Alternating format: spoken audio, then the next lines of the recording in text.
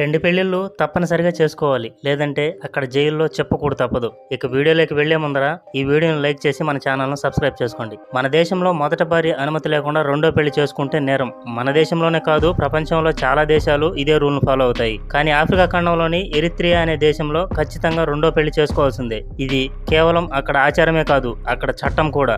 అందుకు ఆడవారు కూడా తమ భర్త రెండో పెళ్లికి సిద్ధమైనప్పుడు ఖచ్చితంగా ఒప్పుకోవాలి. లేదంటే చట్టపరమైన చర్యలు తప్పవు. మగవాడు రెండో పెళ్లి వెనుక బలమైన కారణమే ఉంది. ఈ దేశంలో అంతర్యుద్ధాలు నిత్యం జరుగుతూనే ఉంటాయి. పొరుగు దేశమైన ఇథియోపియాతో నిత్యం యుద్ధాలు సంభవిస్తూనే ఉంటాయి. దాంతో అక్కడ పురుషులు భారీగా యుద్ధాల్లో చనిపోవడం వల్ల మహిళల సంఖ్య పెరిగిపోవడంతో అక్కడ చట్టం ఇలా రెండో పెళ్లి కాన్సెప్ట్ ని తీసుకొచ్చింది. ప్రస్తుతం ఎరిత్రియా స్త్రీ పురుష నిష్పత్తి సమానంగా ఉన్నా ఇక్కడ చట్టాలు మాత్రం అదే రూల్ ని ఫాలో అవుతున్నాయి. ఇందుకు ప్రపంచ దేశాలు విమర్శిస్తున్న ఎరిత్రియా మాత్రం వెనక్కి తగ్గడం లేదు.